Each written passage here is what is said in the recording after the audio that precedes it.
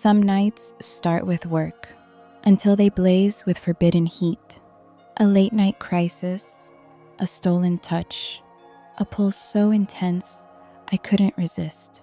Mr. Carter's gaze burned through me, his voice a low growl that set my body on fire, leaving me craving every forbidden second.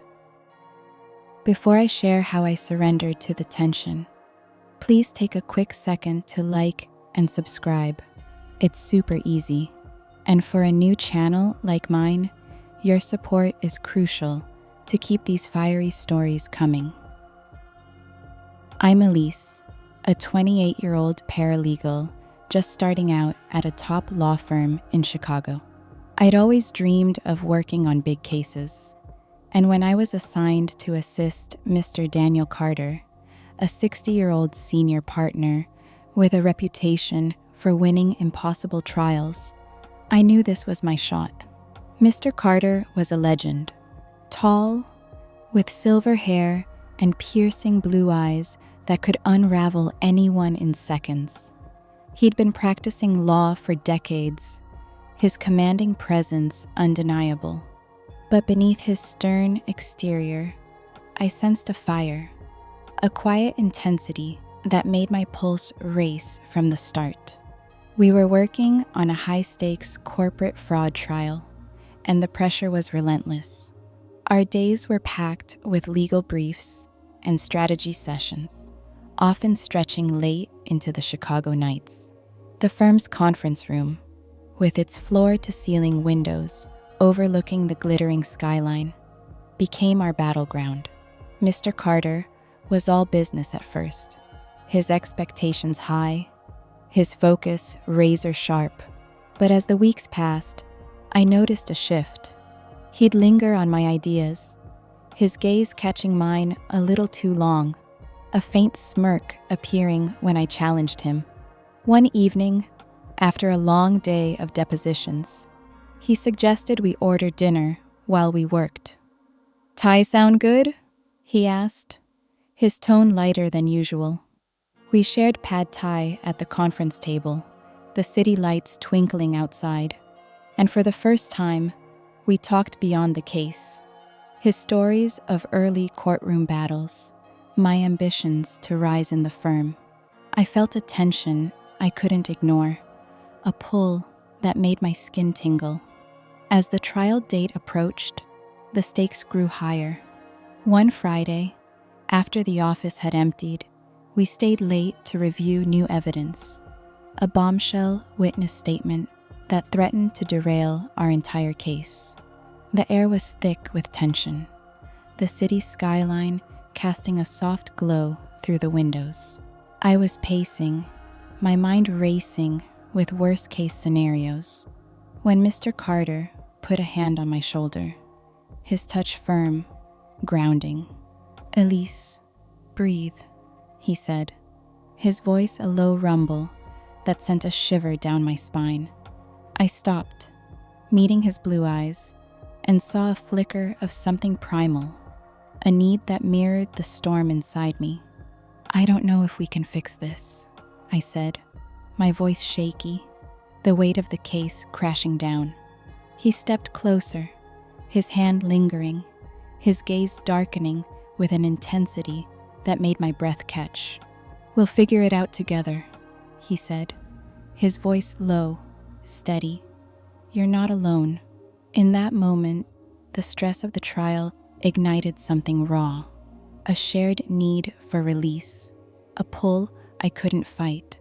My pulse raced, my body reacting before my mind could catch up, the heat of him so close making my skin flush. "Daniel," I whispered, his name a plea on my lips. He didn't pull away, his hand sliding to my arm, his touch sending a jolt through me. "Elise," he murmured, his voice a quiet growl. "If you want to leave, I understand. But if you want to stay, I'm here." I stayed. A charged silence fell, the hum of the city fading into the background. Daniel's hand lingered on my arm, his touch warm, electric, igniting a fire I couldn't control. He stepped closer, his gaze locked on mine, and then his lips brushed my cheek, a firm, teasing gesture that set my skin ablaze. I turned to face him, my breath shallow, his blue eyes burning with a hunger that made my heart pound.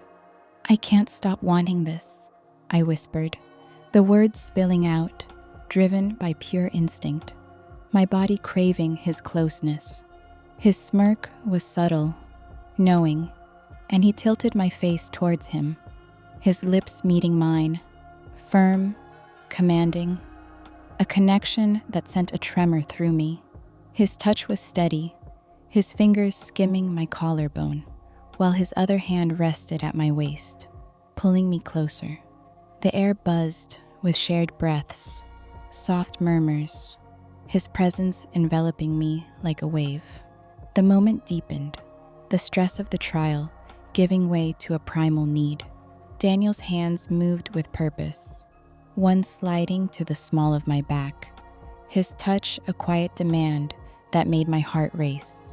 I let my hands rest on his chest, feeling the strength beneath his suit jacket, the heat of him seeping into me.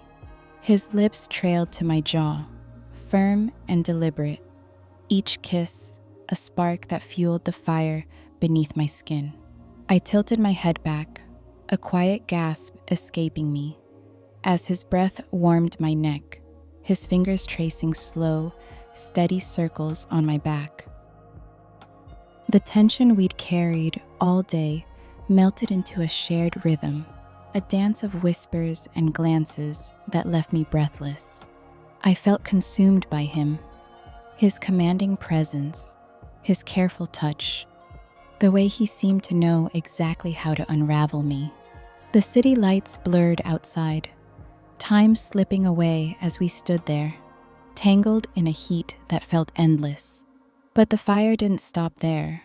Daniel pulled back slightly, his breath ragged, his eyes still burning with that same hunger. "We shouldn't be doing this," he murmured, but his hands didn't let go, his fingers tightening on my hips. I pressed myself closer, my fingers tangling in his jacket, my body still humming with need. "Then why does it feel so right?" I whispered, my voice thick with desire. He guided me back against the conference table, the edge of the desk pressing into my thighs as he pulled me against him again, his lips finding mine in a slower, deeper kiss that sent a fresh wave of heat through me.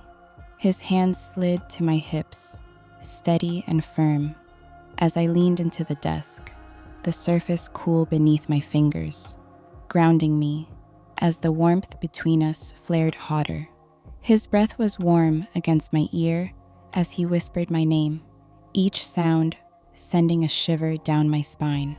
We moved in sync, a quiet dance of need and release, the city lights outside fading as the intensity between us consumed everything, leaving me trembling, weightless, caught in a fire I didn't want to escape.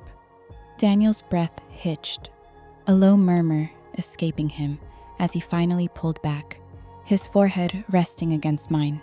For a long moment, we stayed there, the afterglow wrapping us in a quiet intensity, the skyline a silent witness. He let out a low chuckle, his voice rough. "That was more than I expected." He pressed a lingering kiss to my temple, his fingers tracing lazy patterns on my arm, and I could only smile, my body still buzzing with the heat of him. We sat back down, the case files still open on the table, but the air between us had shifted, charged, electric, filled with a secret we'd carry. The trial came and went. We won. The partners thrilled with our victory, but my mind kept replaying that night. Over the next few weeks, we exchanged glances in the hallway, shared charged smiles over coffee, but didn't speak of it again. On my last day, working on his team, I'd been reassigned to another partner, I caught myself smiling as I packed up my desk. That night wasn't just a moment. It was a turning point, a reminder that I could crave, could feel, could be bold. As I left the firm, the Chicago skyline glowing behind me, I knew I'd carry this chapter with me forever. If you felt the heat of this story, please take a quick second to like and subscribe. It's super easy. And for a new channel like mine, every bit of support is crucial to keep bringing you stories like this. Let me know in the comments. Have you ever felt a desire that changed everything? Your support means the world, and I can't wait to share what's next.